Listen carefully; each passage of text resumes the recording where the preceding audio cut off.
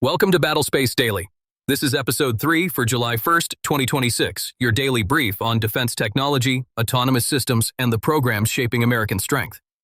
Ukraine has signed a $2.5 billion contract with Sweden for the delivery of Gripen E fighter jets by 2029.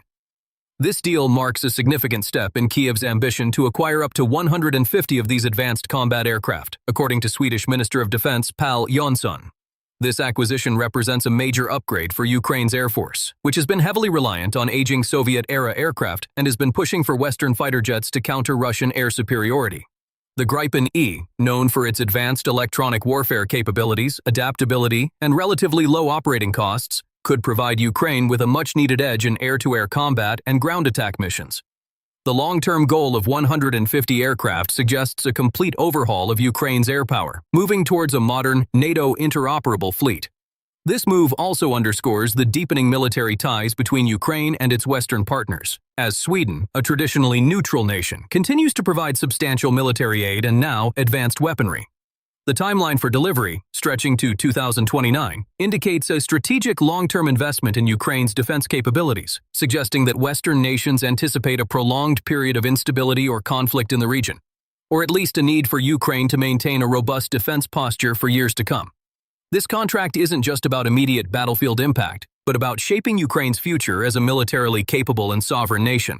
It also sends a clear message to Russia about the sustained commitment of Western allies to bolster Ukraine's defense infrastructure. The integration of such advanced platforms will require extensive training for Ukrainian pilots and ground crews, as well as significant logistical support, all of which will likely be part of the broader support package from Sweden and other partners. This is a foundational step towards a modern Ukrainian Air Force, capable of defending its airspace and projecting power effectively. The Gripen E's ability to operate from dispersed airfields and its robust electronic warfare suite are particularly relevant for a conflict environment where traditional air bases are vulnerable to attack. This acquisition is a game-changer for Ukraine's long-term defense strategy. Now, for the brief. First, the United Kingdom's new Defense Investment Plan, or DIP, has outlined 4 new platform types for the Royal Navy.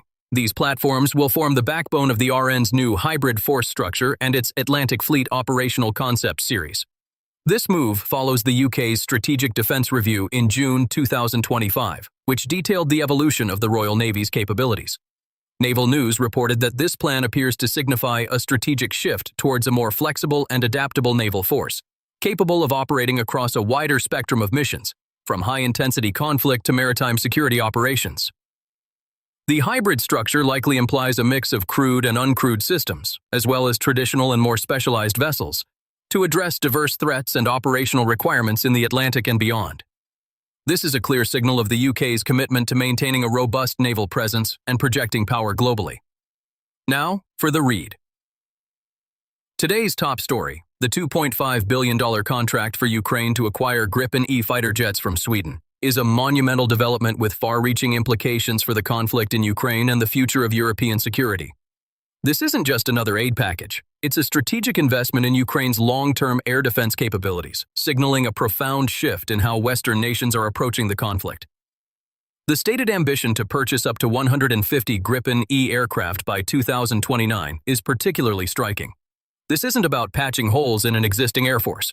It's about building a completely new, modern air force from the ground up. 150 advanced fighter jets would represent a formidable air power, capable of defending Ukraine's vast airspace, conducting precision strikes, and potentially even achieving localized air superiority against Russian forces. This scale of acquisition suggests that Western leaders, and Sweden in particular, are committing to Ukraine's defense for the long haul, well beyond the immediate fighting. It implies an understanding that even if a ceasefire or peace agreement were to be reached, Ukraine would need a robust and modern air force to deter future aggression and maintain its sovereignty. Here's the read. The Gripen E is an excellent choice for Ukraine. It's a multi-role fighter known for its advanced avionics, electronic warfare suite, and ability to operate from austere, dispersed airfields, which is a critical advantage in a conflict where traditional air bases are vulnerable to missile and drone attacks.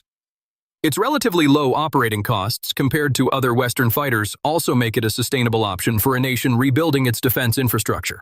The integration of these aircraft will require extensive training for Ukrainian pilots and ground crews, as well as a significant logistical and maintenance support network. This will undoubtedly be a collaborative effort involving Sweden and potentially other NATO allies. The timeline of deliveries stretching to 2029 underscores the complexity of this undertaking and the long-term vision behind it. It's not a quick fix, but a foundational step towards a truly modern and capable Ukrainian military. This deal also has significant geopolitical ramifications. Sweden, a nation with a long history of neutrality, has become a key military partner for Ukraine. This commitment, alongside its recent NATO membership, highlights a fundamental shift in European security architecture in response to Russian aggression. It demonstrates a clear resolve among European nations to bolster their collective defense and support those on the front lines against Russian expansionism. For Russia, this contract is a stark reminder that its aggression isn't only failing to achieve its objectives, but is also strengthening the resolve and capabilities of its adversaries.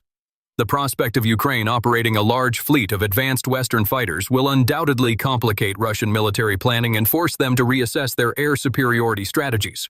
This is a clear signal that the West isn't just providing defensive aid, but actively investing in Ukraine's ability to project power and secure its future.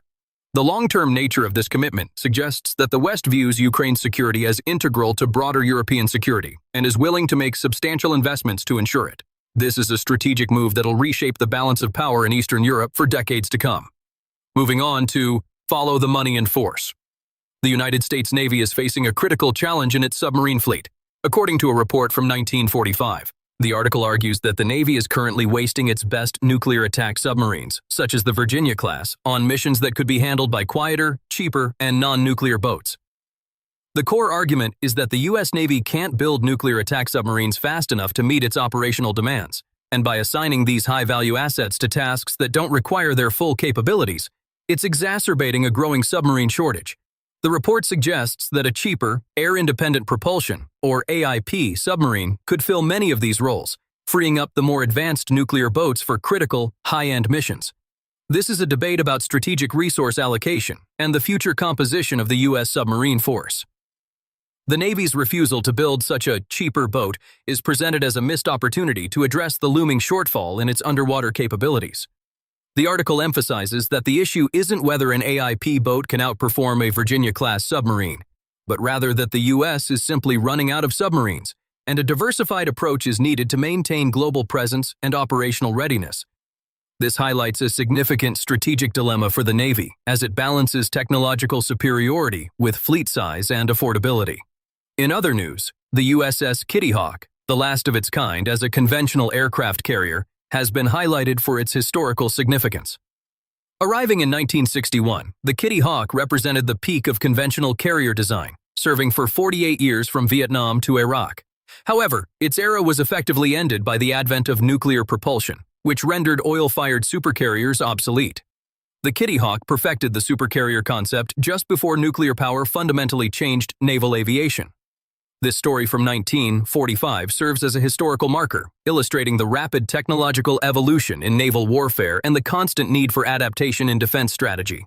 It underscores how quickly even the most advanced systems can be superseded by new technologies, a lesson that remains highly relevant today in the age of AI and autonomous systems. Now, what to watch for tomorrow? Keep an eye on the Strait of Hormuz, where Iranian state TV has reported a ship running aground. While details are scarce, any incident in this critical choke point for global oil shipments has the potential for significant geopolitical repercussions. The Strait of Hormuz is a flashpoint, and maritime incidents there are always closely watched for their potential to escalate tensions or disrupt trade. We'll be looking for more information on the vessel involved, the cause of the grounding, and any potential impact on shipping lanes or regional stability. Also, continue to monitor the situation in Ukraine, particularly regarding the ongoing battlefield dynamics. We'll be watching for any shifts in front lines, further reports on Ukrainian gains, or additional calls for Western aid. The long-term implications of the Gripen E deal will also be a key area of focus, as Ukraine begins the process of integrating these advanced aircraft into its defense strategy. Finally, there are reports of an explosion in Monaco that reportedly wounded a Ukrainian tycoon with ties to Russia. While the details are still emerging, such incidents, especially involving figures with connections to both Ukraine and Russia, can sometimes be indicative of broader geopolitical tensions or internal power struggles. We'll be watching for more information on the identity of the individual, the nature of the explosion, and any potential links to the ongoing conflict or other international events. This could be a standalone criminal act, or it could have wider implications depending on the individuals involved and the circumstances. That's all for today's Battlespace Daily. I'm your host, and we'll be back tomorrow with more defense technology news. That's the brief for today. Follow Battlespace Daily wherever you get your podcasts so you don't miss tomorrow's edition. Stay sharp, and we'll see you next time.